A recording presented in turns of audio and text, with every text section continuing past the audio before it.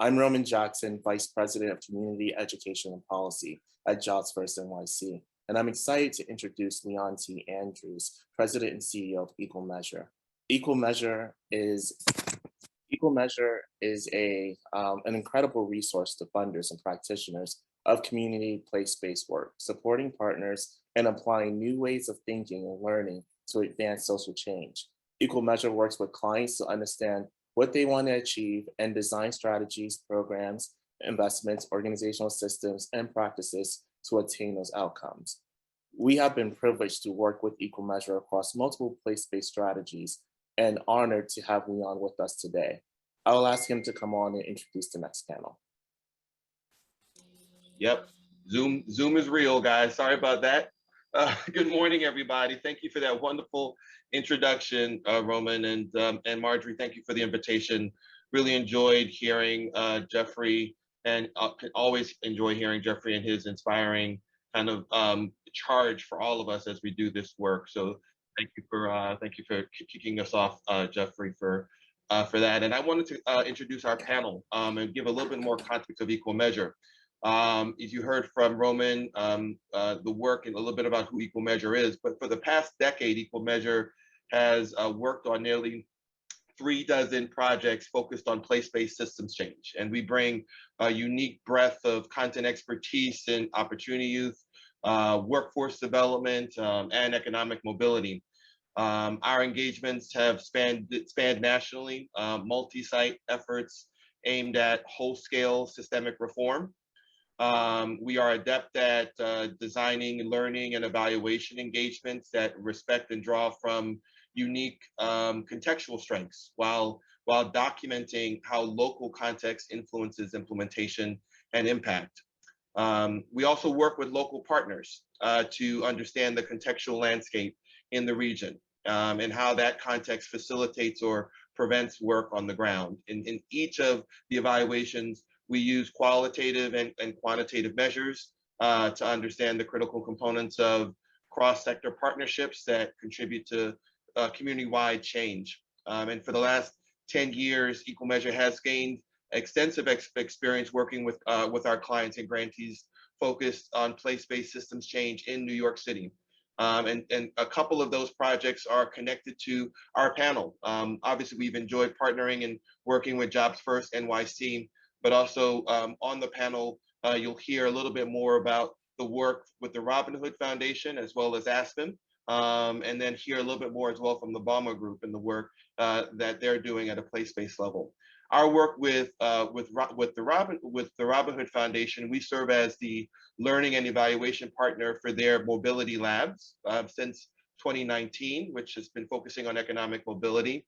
That project has engaged 9 different grantees, 3 that are in New York City from Flushing, Bronx, and Brownsville, 3 in the Bay, and 3 others, Baltimore, in Illinois, and in Pennsylvania. The work is a collaborative with the Robin Hood Foundation, Tipping Point, Weinberg Foundation, Gates Foundation, and an anonymous donor. There's a strong focus on community engagement as a component of the work. And so you'll hear a little bit more from my colleague, Lori, as she shares more context about the work that's happening through the Robin Hood Foundation and their mobility labs. Aspen, Opportunity Youth Foundation, I just want to highlight that's another opportunity where Equal Measure has been working. Our evaluation of the Aspen Institute Forum for Community Solutions is a cross-sector, multi-stakeholder collaborative to reconnect opportunity youth to education and careers that focus on systems change, how to change systems, whether education, workforce, human services, juvenile justice, that better serve opportunity youth. And so this is a collaborative of over 37 that are in the OIF network, with 4 of those sites being in New York City. And my colleague Monique will share a little bit more about the work there and context of our conversation around why place matters. And while we don't work specifically with the Ballmer group right now, I definitely, Eshauna and I go way back.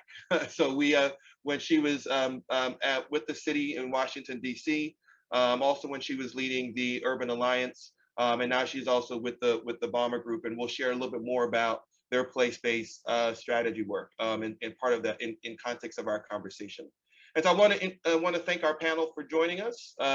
Really appreciate them bringing their insights, particularly with the context of JobsFirstNYC, really working on finding economic solutions through collaboratives, through partnerships that is heavily focused on investment in community infrastructure. And so each of my panel, they bring perspective on what that looks like, and really want to start the conversation as a way of them just being able to engage from their perspective on understanding, as all of us heard Jeffrey talk about why place matter.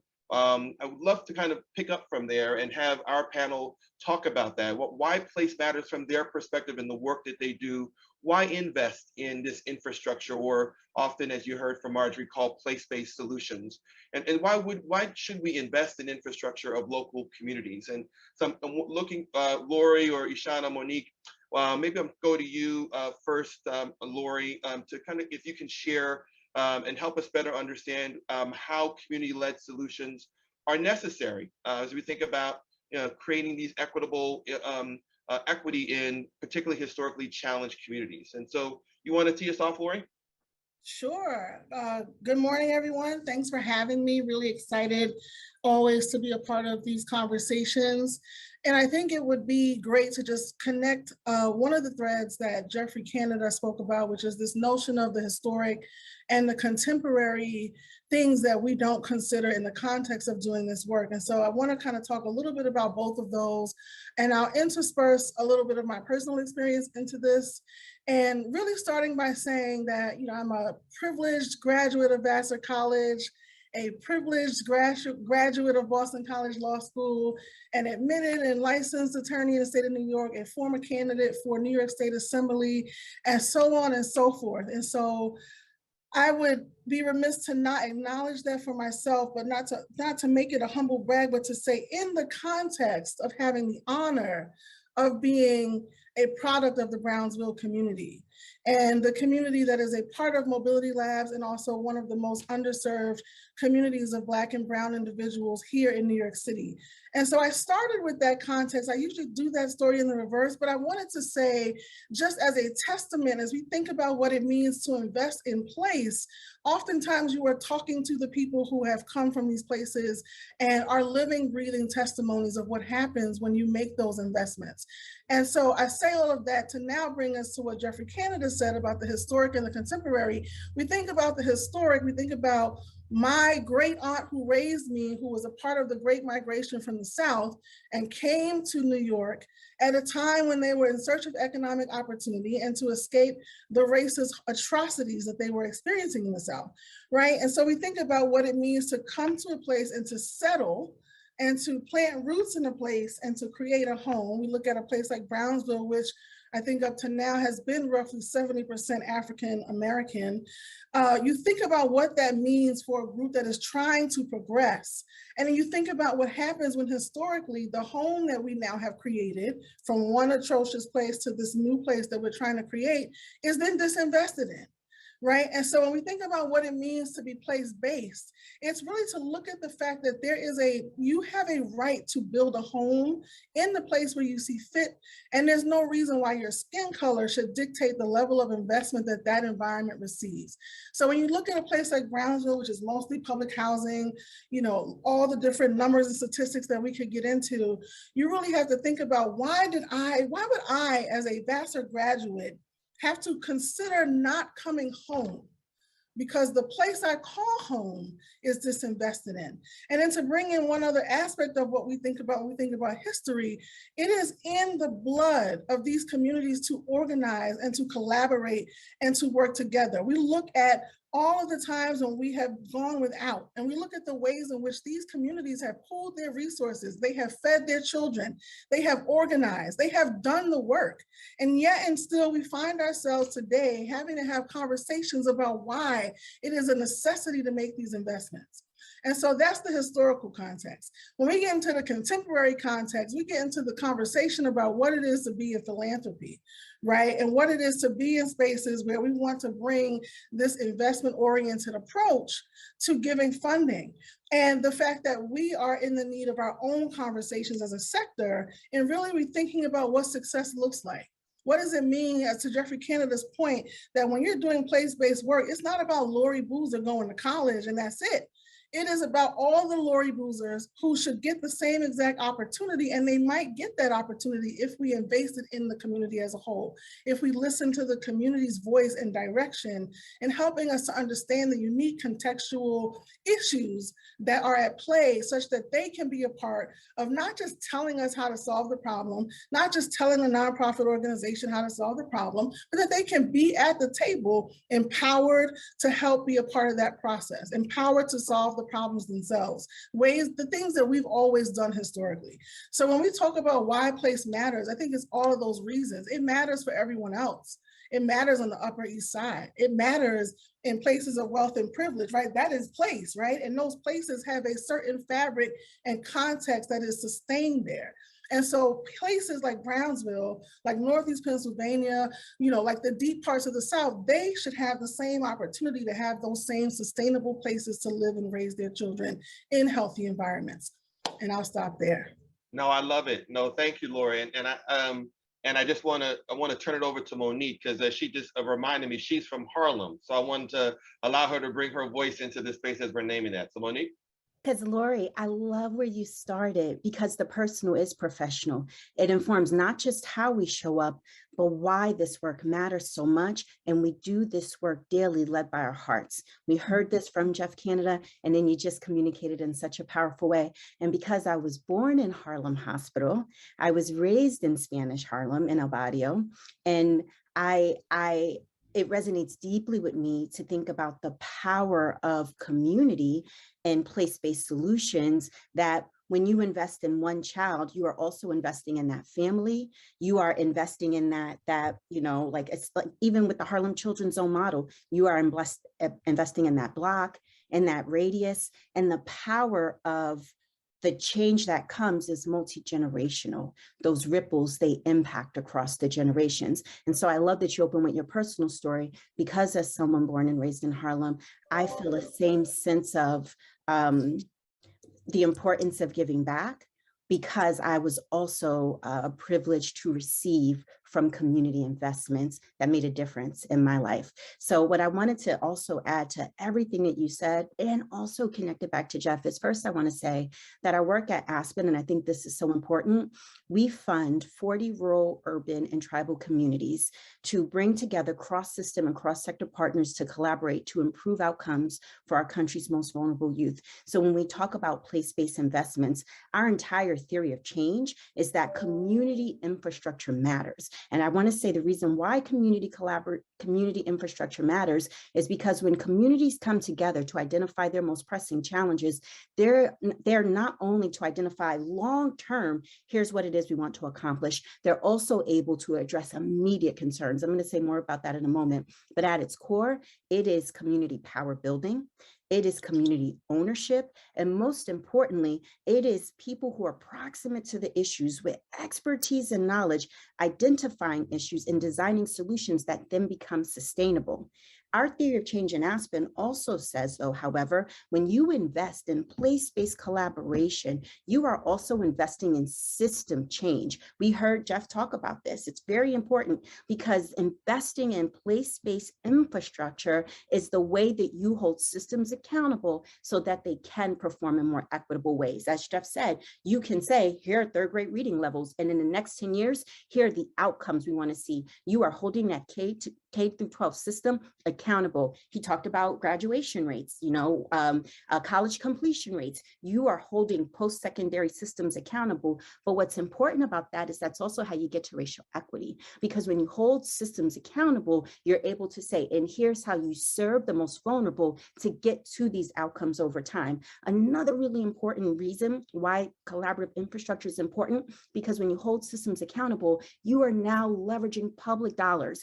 Philanthropy is so important, right? Philanthropy helps us identify and test pilot solutions.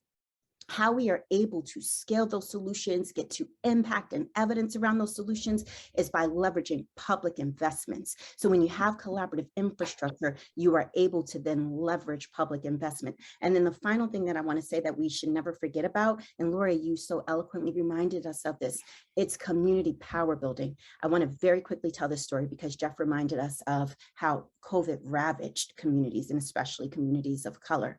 However, across our network, for communities that had infrastructure and capacity in place, they were able to mobilize so much more quickly. They were able to figure out summer youth employment. That's one of the most important ways that you can support vulnerable youth and young adults to get real dollars into their hands. That also has implications for their families.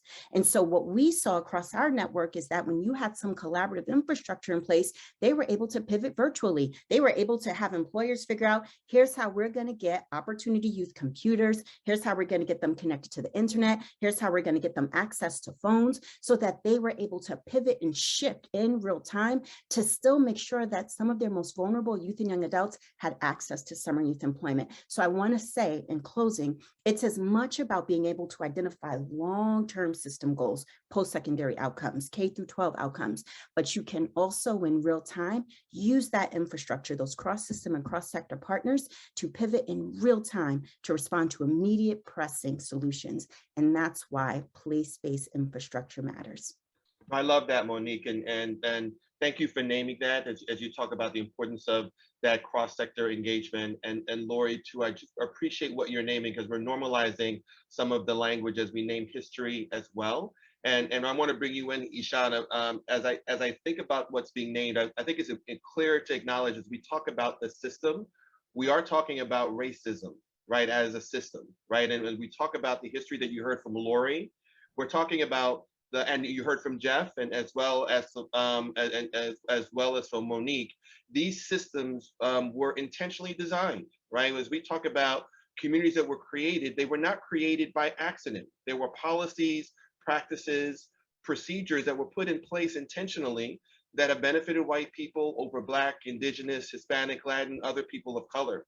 We know that historically, 60, 70, 80 years ago, that these were policies. Now, those policies now might be continuing to reinforce themselves unintentionally, right? And part of the work, as you hear from the examples that are being named, is like, what does it look like to disrupt that? Because as you heard that's being mentioned, data continues to still reinforce what we know as we talk about racial equity, that when you look at data, whether we're talking about infant mortality to life expectancy, race is still the strongest predictor of one's success as we do the work. And so racial equity is closing the gaps where race is no longer predicting one's success, while we see outcomes improve for everybody. And so what's the work that we need to do to be targeted? Like, what does it mean to be targeted in our process? Getting to the root causes to deal with those systems. And I love that part where I bring Eshauna, because when we spoke earlier before the event, you talked about the people in low-income communities, particularly our Black and our Brown communities, are not supported to take risks. So I'd love if you can expand on this, on how place-based solutions might empower them to innovate and forge new paths. Yeah, absolutely. Just want to come in on the heels of Lori and Monique, and also honor the personal being professional. And also, before I get into your specific question, Leon, also just say a little bit about my story as well as it relates. I reside in Washington, D.C., but I was born in Asbury Park, New Jersey, and ended up having aunts who left Jersey to find economic opportunity, by which my mother followed them, and ended up being raised in inner city Los Angeles, and in the 80s and 90s. And that, you know, I constantly grew up wondering, as I believe Lori and both Monique mentioned, like, why did it always feel like there was just one person or two or three that maybe got out? And feeling, you know, and why is it that that's kind of what you wanted to do, right? Like, you were trying to figure out, how do I get out? How do I get to, you know, wherever it is that's not here? Because places, our places, our neighborhoods, our homes were not invested in properly, were struggling hard. And when I did hit that college campus, constantly felt that like press of, I gotta go and figure out how to get more people that look like me to this place and other places, that it wasn't fair. It just wasn't, I wasn't okay with that. And I feel like even to this day, having people in the same people in the same family take very different paths that are still struggling to this day, all starts in place and starts at home. And we really have to work on how we shore that up and get to the heart of those inequities, quite frankly. There's no reason one versus the other, one or two of us, we're all talented, full of potential, and everybody should be able to reach their fullest goals and potential. So I want to honor what I heard Lori and Monique mention and say it's also, you know, sort of sadly my story too. But I want to take it from, I've spent the last, you know, I'm new to the Ballmer group. We have a very deep, and we can get into this a little bit later, very deep in, you know, long-term for, you know, for being a newer philanthropy on the scene, but long-term investment in place-based partnerships, and have been at the head and have been leading, you know, what place-based partnerships, sort of defining, helping to define them and helping to like sort of raise up the principles around them and that kind of stuff. So I'm new to Ballmer Group, about 9 months in, but not new to the place-based piece. So I want to take your question a little bit, Leon, from putting back on my nonprofit leader hat, of which I spent the last over 8 years at Urban Alliance, but before that, several more years running the DC Alliance of Youth Advocates. And this whole notion of our leaders that look like me, that look like Lori, that look like Monique, not being invested in to take risks is a real part of this, I think, picture. I definitely experienced that as a woman of color trying to lead and grow and scale a national organization, and where that came from for me, Leon, were conversations I had with funders saying, you know, because maybe we were sitting on 6-7 million, that we were good, that we were like, you guys are, you know, sort of okay, you don't need to, you know, you don't need to do more or what have you, and not being trusted, invested in to take the risks and have the innovation and have the thinking money and the failing money in order to push the communities that I was trying to serve. The organization I ran was headquartered and founded in DC 25 years ago, very deep roots in the DC community, very much about racial equity and trying to get young people who have been overlooked and under invested in to their rightful next steps post high school. And so having those conversations, those things repeatedly said to me, hey, you're not, you know, you guys are okay. We got to go find some other folks who maybe needed more or who maybe are more deserving, was definitely a reality for me. And, you know, so I knew this instinctively, and I knew this sort of based on my experience. Being a Ballmer Group, I've been able to sort of, Leon, take an opportunity to really study this some more. So a little bit, I want to share a little bit about some numbers, and then come back to why I think place-based partnerships can have an opportunity to maybe, you know, remedy some of this in a way. But what I'm learning is that only 3% of nonprofits in general reach 5 million in revenues. Maybe you all knew that. That was a little bit of a shock to me. And we know that it's even less for people of color-led organizations. If you look at a place like a Giving Gap, which has over 800 Black-led or Black-founded nonprofits on their platform, and only less than 50% of those have annual budgets under. They have annual budgets under 250K, right? These are Black-led and Black-founded nonprofits. So, you know, I love the fact that when we're talking about place and place-based partnerships, we at Ballmer Group, Eshauna is, as a leader, is talking about putting the people at the center of the problem, to lead, who understand these issues, who are proximate to them, who have the solutions, and trusting them to lead this work, giving them the resources, giving them the supports that they need to have, you know, to build that collaborative, collective table. That is one of the things that attracts me to this work. That is one of the things that I love about the notion of a place-based partnership, because it is about putting the community at the center. Have we always done that how we should in place-based partnerships? No. And I think it is time now to really think about how we shift power, really think about how we give those folks the capital and the opportunities that they need to lead at these place-based partnership tables. And I think Leon and company, I think we're well positioned to do that in this time. You know, the last thing I will say is that one of the other things that when I was doing this work on the ground, during the time when I was at the city, when Lee and I were even more connected, you know, the other thing that place-based partnerships are critical and what they are helpful for is a lot of times when you're trying to figure out, like I remember doing, leading organizations, we're trying to like get the policy passed, trying to do things one-off, trying to figure it out. And nobody was talking to anybody. We go up to the council member, we said we want these things, and guess what? You're clipped by the person from the corporation, or you're clipped by the person from the schools that comes in, and y'all may look the same, but they're not on your page. And so the importance of having, you know, a table where everyone says, we may be coming at this a little bit differently, or maybe we don't always agree, but we have an agenda for, you know, we have this, we agree on what all of our children, youth, and families in our community deserve. No matter if they live in Southeast DC or if they live in Northwest DC or Southwest DC, we're gonna set that table and have that conversation about what it is that they all deserve, no matter where they start off.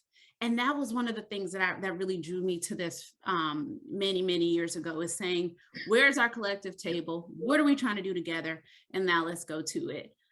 So I'll stop there and look forward to more conversation. No, that's great. No, thank you, Eshauna. And I do want to pause and appreciate both Lori, Monique, and Eshauna.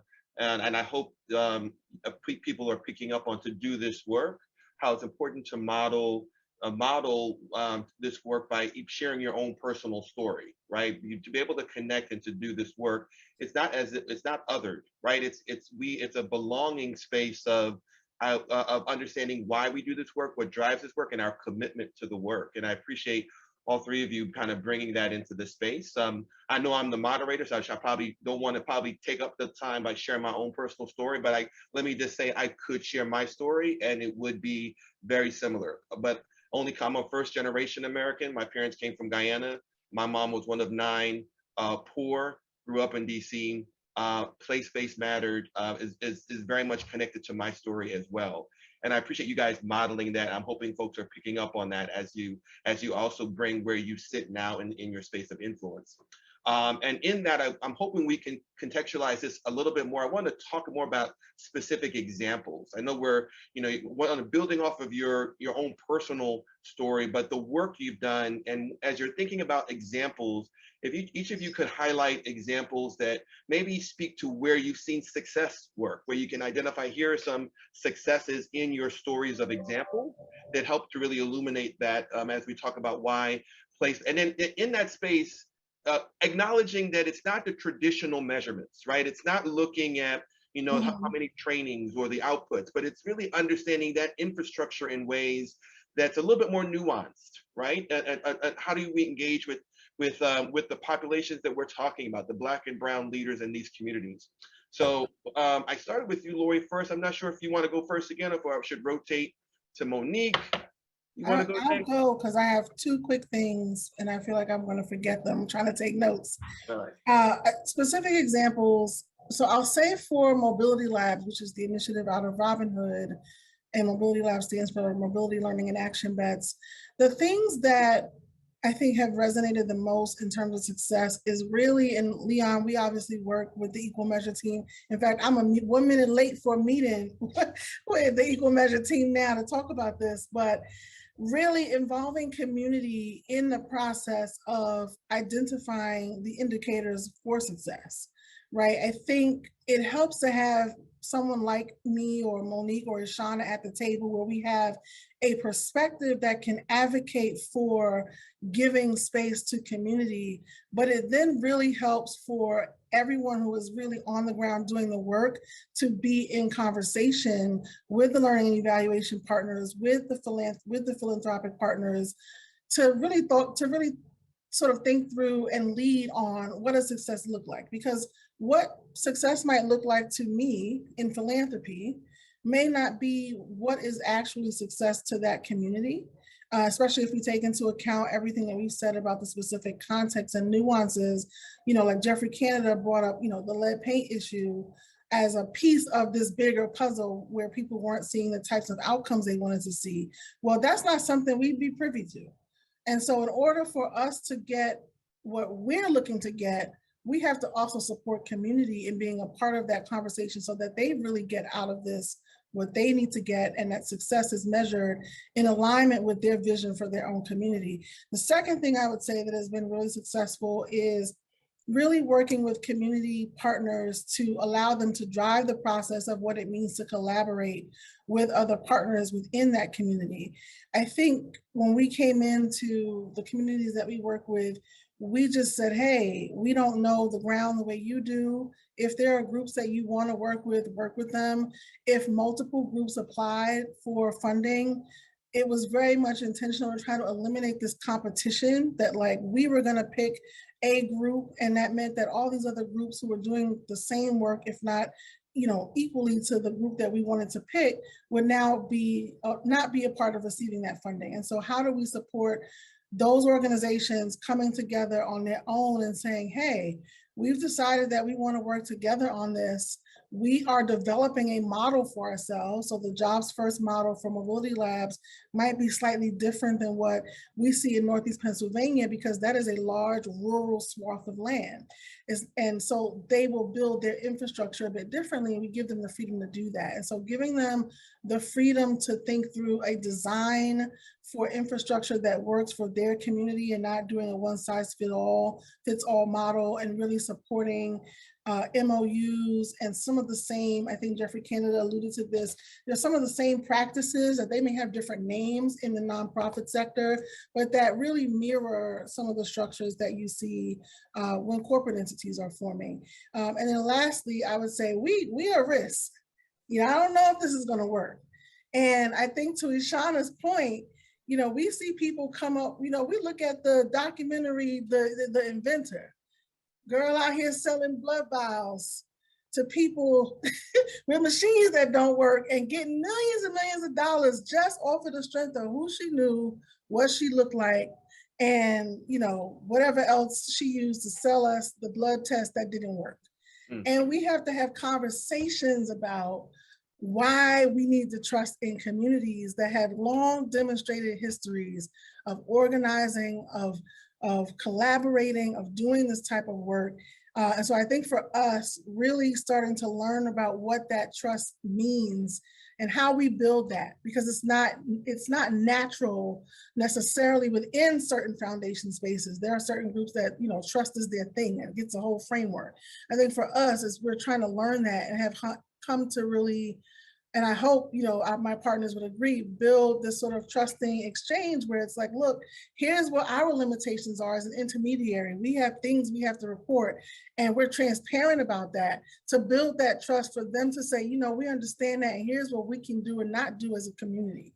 And how do we find that common ground to make that relationship work? So I would say the trust, the MOUs, and the freedom for community to really drive the structure or drive what that infrastructure needs to look like, and then involving them up front in the conversations around what indicators of success will be for those communities. Love it. Thank you, Lori. Thank you for naming those very tangible outcomes. Monique, you wanted to share your success stories? I am so happy to. What Lori just said reminded me of something that Angela Glover Blackwell said on a call yesterday, and I wanted to look it up, because what you're talking about, Lori, is transformative solidarity. When trust is at the center of how you are working with place-based partnerships, it's no longer transactional, it becomes transformative, the solidarity that you share. And I feel like that's a really, really important frame for us to hold, because what it means is that you are really centering the knowledge, the wisdom, the ways of knowing that people in community have. And that is what informs the work, that's what informs the investment, that's what informs what you measure and how you think about outcomes outcomes in ways that then become transformative. They move from being transactional to transformative. And so I want to very quickly, 3, but the first 2 are really brief.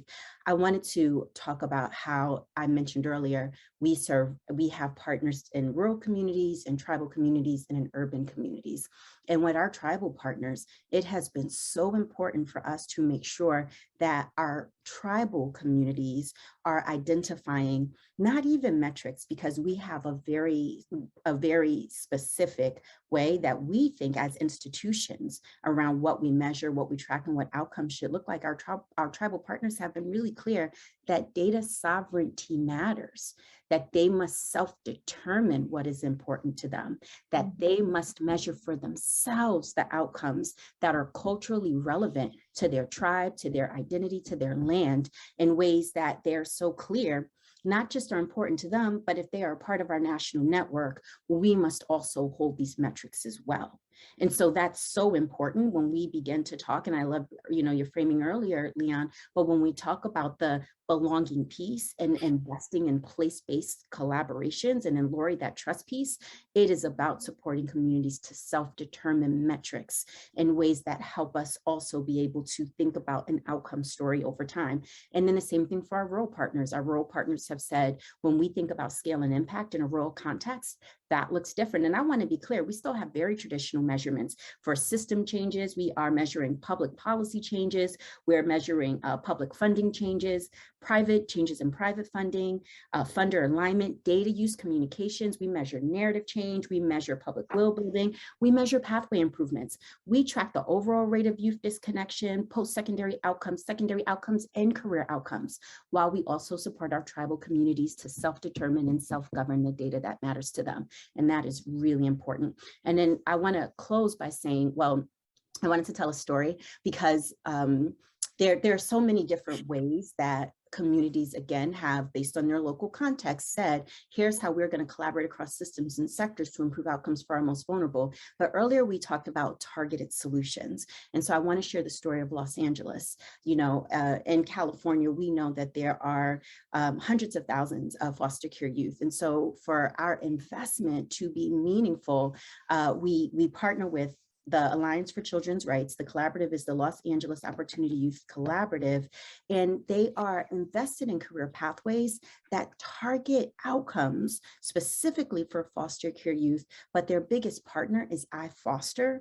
And so when we start talking about career pathways, economic mobility, the conversation we came to have here today, having that cross-system and cross-sector collaborative infrastructure in place means that a community like Los Angeles is able to tap into and leverage millions of dollars. Their last big public investment was $6 million targeted specifically for foster care youth, targeted specifically on skill training and career pathways. But that's not all. They have partnerships with different employers that are about putting young people in career pathways. But the most recent example, because this matters, Leon, is when the American Rescue Plan was passed. It was so important that the collaborative was able to translate public benefits for foster care youth. What does this mean if you are foster care youth in the K through 12 system? What does this mean if you are foster care youth in a post-secondary system? Being able to take these large federal investments and begin to translate and target them for specific populations to improve outcomes is also really important, in the power of what a place-based investment and collaborative can do. The final detail is they also did this for undocumented families.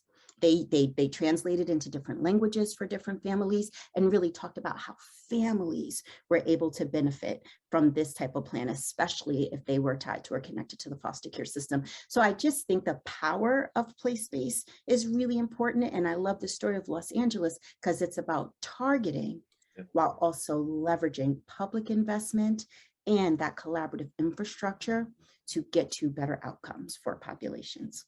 That's a great example, Monique. Thank you for that. And the term transformative solidarity, love that, that you named as well. And then that targeted piece that you named, we didn't name it, but just bringing in, channeling Dr. John Powell about targeted universalism. Like, how are we targeted in our process, but universal in our goals? And so that example really just elevated that. So thank you for that. Eshauna, you wanted to share a specific story?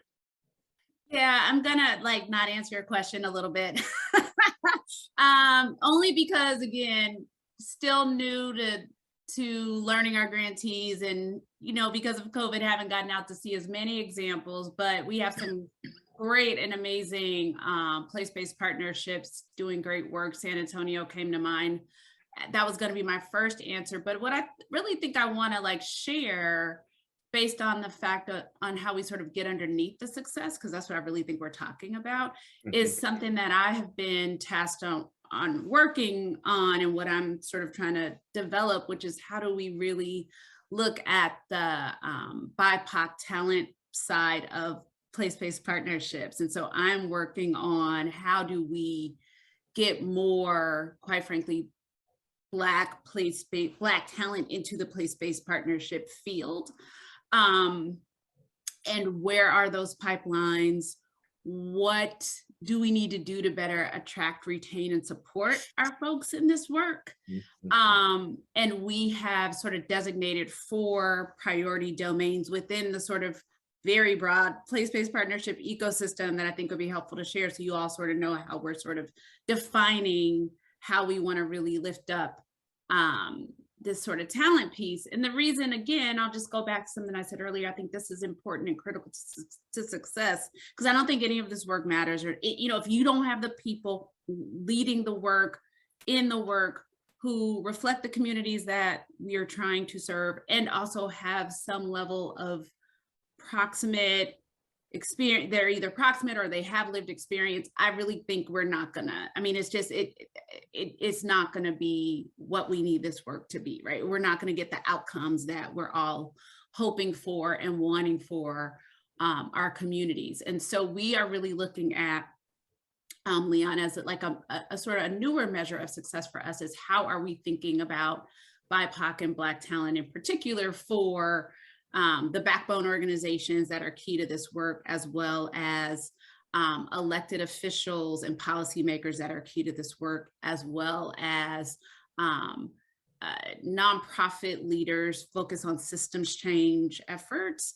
And then the last domain that we have really looked at, we're sort of figuring out our public sector administrators. So really, I am looking at how does that talent flow in, how are they supported, how are they retained, and how do we continue to make some connections there. And that is a big, again, a big thing that I think we want to dig into more when we talk about what makes this work successful. It's the people who are doing the work, and how are they supported? And of course, understanding that so many of us doing the work came from, well, we want to have more people doing the work who come from the work, and those who do come from these spaces that are doing the work have a lot of trauma they're already dealing with. And how do we also make that a part of what it means to properly support and take care of people who are doing this work, who are reliving a lot of the trauma that they went through to sort of get to where they are, and now, and sort of, opting in to do the work, but how do we make sure that they have what they need? And going back to the first question, how do we make sure that they have the capital too that they need? So that's what I'd like to contribute to this portion of the conversation. Could have raised up a whole bunch of different examples of where Ballmer has, really helped support some great successful outcomes. But I think this is a piece we're exploring, we're learning, and would welcome folks to get in on this with us if you're so moved. Well, I'm glad you chose not to answer my question and share that. I think it was a great way of kind of lifting that up. And it also reminds, in that same space, one of the projects we're just starting with the city of Philadelphia is looking specifically through their anti-violence community partnership grant funded programs, is really how can those dollars, how can Black and Brown led programs be best supported to serve Black and Brown communities most effectively? And so I think you lifting, that's really a great example of, you have to name that and really be intentional about understanding how you measure that impact and how you communicate that impact. So I really appreciate you naming that. I know we're at our window, and I'm starting to get the hook here by our leaders here, but let me pause to see if there are any questions. I don't see any Q&A questions, and I'm not sure if we can take one, Roman, but you can also tell us, Roman, if you're giving us the hook and we can't take a question from the group, but I don't see any Q&A sections. So I'm not getting any. So if Roman, if you are able to help us here, that would be helpful to know if we have any questions that are out there, the panel can answer. I think for time's sake, we're going to move on to the next session, but I asked for attendees to please put your questions in the chat or Q&A, and our panelists can, if they're sticking around, they can answer the questions in the chat. Thank you, Roman. And panelists, I just want to thank you. I mean, as we're wrapping up, I don't know if there's one thing you want to leave folks with that as they tilt towards investing in community infrastructure. Is there one thing you want to leave our group with that would be helpful?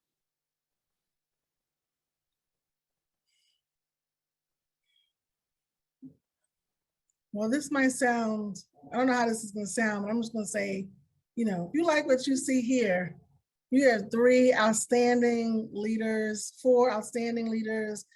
who are products of community and place-based initiatives, on top of all of the very well-stated data and facts and examples presented by Eshauna and Monique, that, you know, there should not be a question as to why we shouldn't. You should invest. And if there are challenges around understanding how to make those investments work, reach out to people like us. Have the conversations and let us help inform how we can make it work, as opposed to saying that it's not possible. Great. So I think I'd leave us with that from my perspective. Thank you.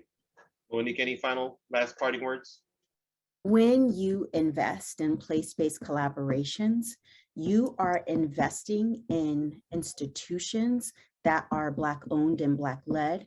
You're giving them opportunities to grow their power, to grow their capacity, and to achieve impact over time. And as we have been stating here today, that only benefits community, the broader community, but it has a multi-generational multiplier that is so important for us to hold on to. Our country is trying to build back better. We have one of the largest federal investments going into places that have historically been disinvested. So the idea of investing in place-based collaboratives, place-based infrastructure at its root is also about investing in the type of infrastructure, capacity, and leadership, Black-led leaders, Black leaders, that is about multi-generational benefits and outcomes. And that is very important as we consider how to build a more inclusive democracy. Love that. And Eshauna, final words? Yeah, just that place matters so much. It's where we learn who we are, but also it gives us the sense of who we could be. And I want all places to never put limits on folks about who they can be, where they can go, and what their possibilities are. And we should not have places in our country where anyone feels that based on where they were born, they can't do the impossible. And I would say, for me, Lori and Monique, it was also the village that was in our neighborhoods that helped us to figure out this thing called life. And that you're also investing in that village. I know it's not always, you know, the outcomes and this, but that's what you're investing in, that village, that community, to be able to support its own and to, you know, help people like us succeed. So, you know, invest. That would be the thing. Well, I want to echo the words that came in the chat, that you all were stellar, and hashtag Black excellence. I love that, as they put that in the chat. And I really do want to just appreciate you for your perspective and for your leadership. Thank you. And I'm going to turn it over to Stephanie Garcia, who will kind of take it from there. Stephanie. Thank you so much, Leon. And what an inspiring conversation.